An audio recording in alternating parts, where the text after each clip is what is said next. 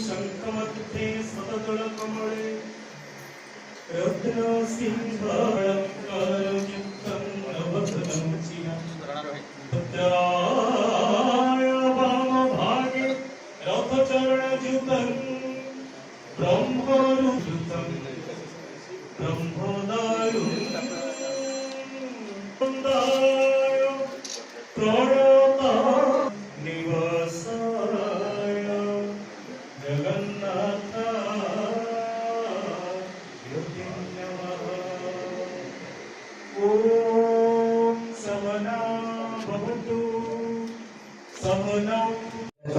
सरकारी गजेट में यहाँ शास्त्रीय भाषा बोली घोषणा करे।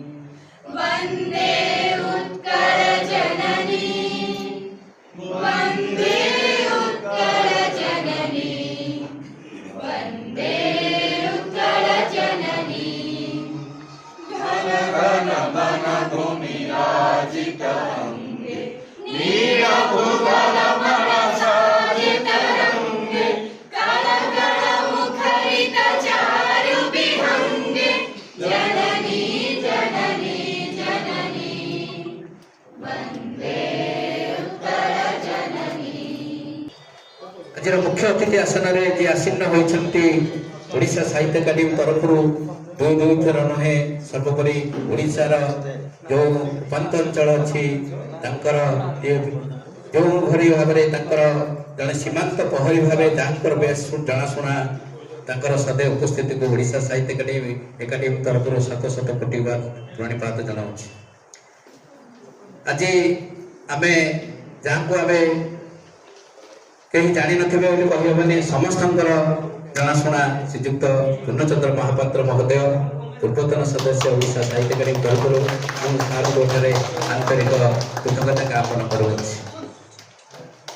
आज जे सम्मानास्पद अतिथि भाव में आम जी अच्छा खलिकोट एकक विश्वविद्यालय प्राक्तन विभाग मुख्य डॉक्टर विद्युत प्रभा साहू जे कि जड़े निजर कर्ममय जीवन अध्यापन क्षेत्र में जारी रखी एवं अवसर ग्रहण कर भाषा साहित्य संस्कृति प्रति बहु अनुराग थिबारु संपृक्त महाशया को आज यही अवसर में अतिथि भाव आम पाइबार एकाडेमी तरफ आंतरिक कृतज्ञता ज्ञापन करुँच।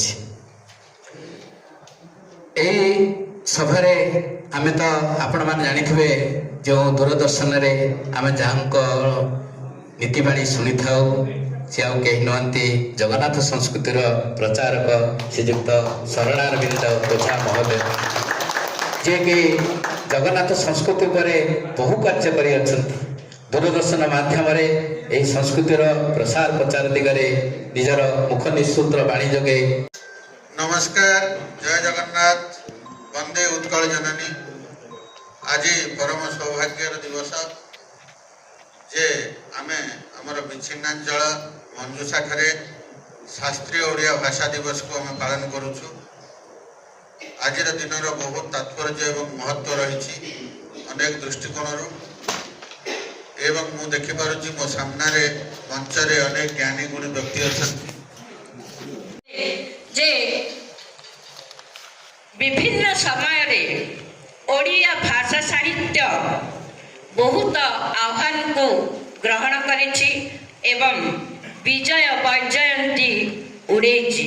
सत सत कथा कारण पंचदश शताब्दी रे जेतेबेले ओडिशा रे संस्कृत पंडित मानकर विजय वैजयंती उड़ुथे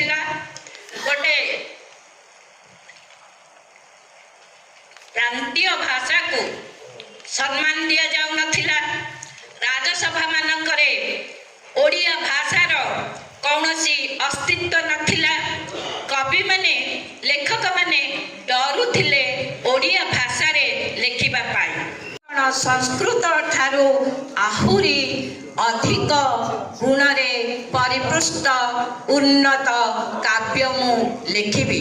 ଆଉ ସେଇ ଲେଖିଲେ ମଧ୍ୟ ଆଉ କହିଲେ ଖେନ ନୈଷଧ ପରାଏ, ତାଙ୍କର କୋଟି ବ୍ରହ୍ମାଣ୍ଡ ସୁନ୍ଦରୀ ଯୋଉ କାବ୍ୟ ଶ୍ରୀହର୍ଷଙ୍କ ନୈଷଧ କାବ୍ୟ ସମକକ୍ଷ ବୋଲି ସେ ମାନେ ମୁକ୍ତ କଣ୍ଠରେ ଘୋଷଣା କଲେ। ଅନେକ ବହି କରିଛନ୍ତି, ସେଗୁଡ଼ାକ ଆମେ ମାନେ ପଢ଼ିବା ଦରକାର। ଆଉ ବିଚ୍ଛିନ୍ନାଞ୍ଚଳର ସାହିତ୍ୟ ସଂସ୍କୃତି ଉପରେ ଡକ୍ଟର ରବୀନ କୁମାର ପାଢ଼ୀ ସାର୍ ବି ଗୋଟେ ଗବେଷଣାତ୍ମକ ପ୍ରବନ୍ଧ ଲେଖି ସେ ଡକ୍ଟରେଟ୍ ପାଇଛନ୍ତି। ସେମାନଙ୍କୁ ବି ଏମିତି ଅବସରରେ ଆମେ ଆହ୍ୱାନ କରିଥିଲେ ଆହୁରି ଅଧିକ କିଛି ଆମେ ଜାଣିପାରନ୍ତେ। ତେବେ ଭାଷା ଆମ ପାଇଁ ଚିର ନମସ୍ୟ। ବଦଳିଲେ ଆମ ଉପରେ ଚଡ଼କ ପଡ଼ୁଛି। ଗତ ସରକାର ଥିଲେ ପୁଣି ବଦଳି ଇଂରାଜୀ ମିଡ଼ିୟମ ହିଁ ରହିବ, ଓଡ଼ିଆ ମିଡ଼ିୟମ ଅନ୍ୟ କୌଣସି ମିଡ଼ିୟମ ରହିବନି। କିନ୍ତୁ ଓଡ଼ିଆ କେମିତି ଏକ ଭାଷା, ରାଜନୈତିକ ଭୂଖଣ୍ଡ ଅଲଗା ହେଲେ ମଧ୍ୟ ହୃଦୟର ଭାଷା କେବେ ଅଲଗା।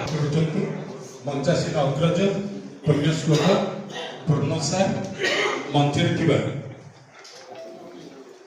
ନବନିଯୁକ୍ତ ସାହିତ୍ୟ ଏକାଡେମୀର ସମ୍ପାଦକ ପୂର୍ବରୁ ପ୍ରଶାସକ ଭାବରେ ସମାଜକୁ ଶୃଙ୍ଖଳିତ କରିବା ପାଇଁ ଲାଠି ଧରିଥିଲେ।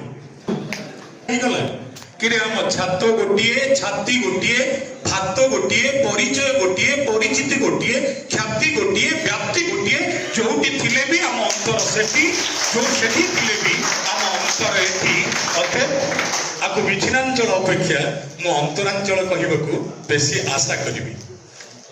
ये दुख केवल आपण माने भोगी नांती, ये दुख छत्तीसगढ़ रे थिबा ओडिया भोगिचंती, पश्चिम बंग रे थिबा ओडिया भोगिचंती, सढ़ई कलारे थिबा ओडिया भोगिचंती, खरसुआरे थिबा ओडिया भोगिचंती। आपण शिव पुराण से गप शुणिचंती जेबे सती को निमंत्रण करागलानी एवं शिव को निमंत्रण करागलानी दक्ष प्रजापति को यज्ञ पे सती जाई आत्मदाह देले। सेई क्रोधरे शिव सती को सब को कांधरे पकई चारियाडे तांडव करबा को लागले एवं जो जो जगह सतींकर शरीरर खंड सब पड़ी गला से जगह गोटे शक्तिपीठ हो गला। आपण कहे ओडिशा साहित्य एकाडेमी भाषार सेमिनार रे आपण शिव पुराण एक कथा कहीं कहते ओडामेंट कमिशन तांडव करुवा गोटे शिव थिला ओडिया भाषा से सती थिला जेतबेले से तांडव आरंभ कला तार खंडे सड़ई कलारे तो खंडे खरसुआरे पुणी आउ खंडे मंजूसरे जोटी से खंड पड़ी सी भाषा देवी विच्छिन्नांचल नुह भाषा देवी शक्तिपीठ भाषा देवी मंदिर एठी पूजा करबा तो गोटे देवी की पूजा करबा से ओंकार सम ओडिया भाषा। सरकार ओडिशा साहित्य एकाडेमी ये गोटे प्रचंड बहुत प्रयास सत कहवा गले गोटे दुर्दिनर शिकार है आम भाई माने आम माँ माने आम परिवार विच्छिन्न किसी सढ़ई कलार किसी मंजूषा किसी